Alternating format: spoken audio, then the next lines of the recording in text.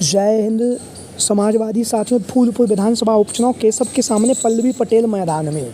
जी हाँ, आज हम बात करेंगे फूलपुर की विधानसभा सीट को लेकर, जो लगातार उत्तर प्रदेश की राजनीति में चर्चाओं में बनी हुई है। और लगातार, जैसा कि आप लोगों को पता है, फूलपुर की जो विधानसभा सीट है, वहाँ जहाँ पर उपचुनाव होने जा रहा है, जिसके लिए समाजवादी पार्टी के राष्ट्रीय अध्यक्ष अखिलेश यादव जी लगातार बैठकों का जो दौर है वो लगातार जारी है। लगातार अखिलेश यादव जी पदाधिकारियों से बात कर रहे हैं। फूलपुर की जो विधानसभा सीट है, वहाँ के जो विधानसभा अध्यक्ष हैं उनसे मुलाकात कर रहे हैं। और जो जातीय समीकरण है, उस जातीय समीकरण को समझते हुए अखिलेश यादव जी आगामी 10 सीटों पर जहाँ विधानसभा उपचुनाव होने जा रहा है, उसके लिए बैठकों का को जो दौर है वो लगातार जारी है। और लगातार अखिलेश यादव जी जनता जनार्दन के जो मुद्दे हैं, उन मुद्दों को उठा रहे हैं और लगातार भारतीय जनता पार्टी पर हमलावर हैं। और हमलावर होने के साथ ही साथ उत्तर प्रदेश में, जैसा कि आप लोगों को पता है, लोकसभा के चुनाव में जो अखिलेश यादव जी ने बेहतरीन और शानदार प्रदर्शन किया है, जहाँ पर अखिलेश यादव जी ने अपने कहे मुताबिक भारतीय जनता पार्टी को उत्तर प्रदेश में विजय रथ रोकने में कामयाबी हासिल की है।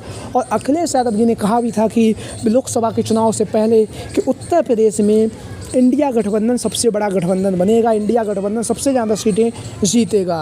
वहीं पर एक इंटरव्यू में अखिलेश यादव जी ने यह भी कहा था कि समाजवादी पार्टी लगभग 50 सीटों पर चुनाव जीतने जा रही है। उसके बाद आप लोगों ने यह भी देखा होगा रात के अंधेरे में किस तरह से उत्तर प्रदेश में धांधली की जो खबरें हैं वो लगातार चर्चाओं में बनी रही और बहुत सारी सीटों पर समाजवादी पार्टी के जो प्रत्याशी थे उन्हें चुनावी मैदान में हराया गया। वो बातें बीत चुकी हैं। अब हम बात करेंगे उत्तर प्रदेश में, जहाँ पर विधानसभा उपचुनाव है। और विधानसभा उपचुनाव में आज हम बात करेंगे फूलपुर की विधानसभा सीट को लेकर।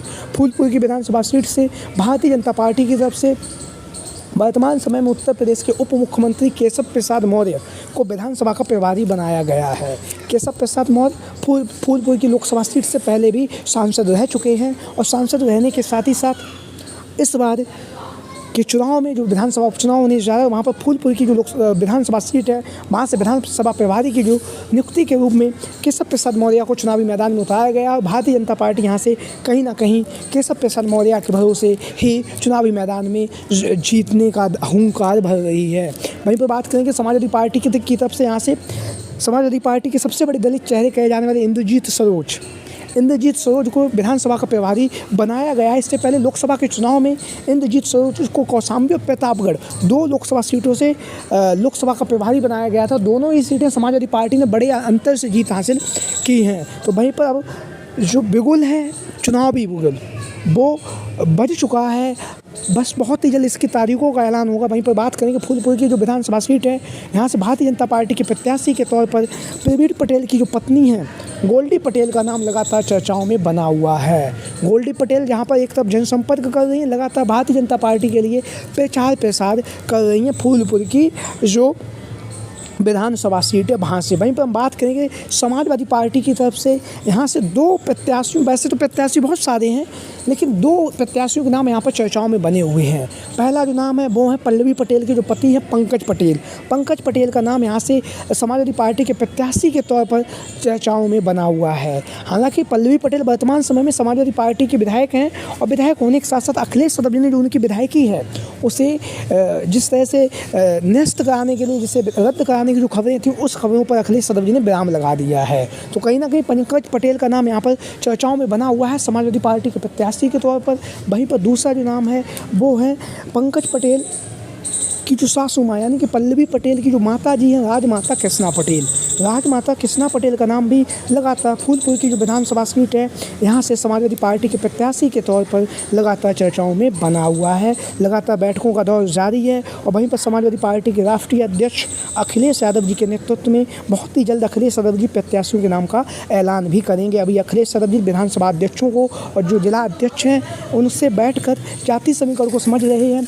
और जातीय समीकरण को समझने के साथ साथ जिताऊ, जमीनी और टिकाऊ प्रत्याशी को अखिलेश यादव जी चुनावी मैदान में उतारने के लिए प्रयासरत हैं। और लगातार अखिलेश यादव जी जो जमीनी स्तर की जो बैटिंग है वो कर रहे हैं और फील्ड को देख रहे हैं। उसके साथ ही साथ क्या भारतीय जनता पार्टी की क्या रणनीति रहती है, उस रणनीति को भी अखिलेश यादव जी समझ रहे हैं। वहीं पर अब हम बात करेंगे पल्लवी पटेल जी को लेकर। पल्लवी पटेल, जैसा कि आप लोगों को पता, समाजवादी पार्टी की महिला विधायक है और महिला विधायक होने के साथ साथ जब से उन्होंने 2022 के विधानसभा के चुनाव में केशव प्रसाद मौर्य को चुनावी मैदान में पटकनी दी है, उसके बाद लगातार वह उत्तर प्रदेश की राजनीति में चर्चाओं में बनी हुई हैं। लगातार जिस तरह से वह बेबाकी तरीके से उत्तर प्रदेश की विधानसभा में जहाँ पर लगातार भारतीय जनता पार्टी पर प्रश्न पूछती हैं और प्रश्न पूछने के साथ ही साथ लगातार विभिन्न मुद्दों पर सरकार पर हमलावर रहती हैं। तो पल्लवी पटेल का जो नाम है लगातार चर्चाओं में बना हुआ है। और जब यहाँ पर विधानसभा का चुनाव होगा तो विधानसभा के चुनाव में एक बार पुनः पल्लवी पटेल समाजवादी पार्टी के लिए प्रचार प्रसार करती हुई भी हमें नज़र आएंगी। उसका कारण ये है कि अखिलेश यादव जी के द्वारा पल्लवी पटेल की जो विधायकी को ख़त्म कराने की जो चर्चाएँ चल रही थी, उस पर अखिलेश यादव जी ने उनकी विधायकी को माफ़ कर दिया है, उनकी सदस्यता को बरकरार रखा। उन्होंने कहा है कि जो पल्लवी पटेल जी पीढ़ी परिवार का हिस्सा हैं, आर्य आबादी का प्रतीक हैं, इसलिए हम उनकी विधायकी को नहीं छीनेंगे। बाद बाकी जो अन्य जो गद्दार विधायक हैं उनकी विधायकी को लेकर अखिलेश यादव जी लगातार प्रयासरत हैं और लगातार विधानसभा अध्यक्ष से भी मिल रहे हैं और उनकी विधायकी को रद्द करवाने के लिए अखिलेश यादव जी लगातार बैठकों कर रहे हैं। वहीं पर बात करें कि यहाँ से भारतीय जनता पार्टी की तरफ से केशव प्रसाद मौर्य को भारतीय जनता पार्टी की तरफ से यहाँ से विधानसभा का प्रभारी बनाया गया है और उसके साथ ही साथ कहीं ना कहीं जो जीत की जिम्मेदारी है वह केशव प्रसाद मौर्य के कंधे पर दी गई है और भारतीय जनता पार्टी केशव प्रसाद मौर्य के सहारे यहाँ से चुनावी मैदान में एक बार पुनः जीतने का प्रयास कर रही है। हालांकि लोकसभा के चुनाव में फूलपुर की विधानसभा सीट से भारतीय जनता पार्टी के जो प्रत्याशी थे प्रवीण पटेल जी, उन्हें समाजवादी पार्टी के जो प्रत्याशी थे अमरनाथ मौर्य ने लगभग 18,000 वोटों से करारी शिकस्त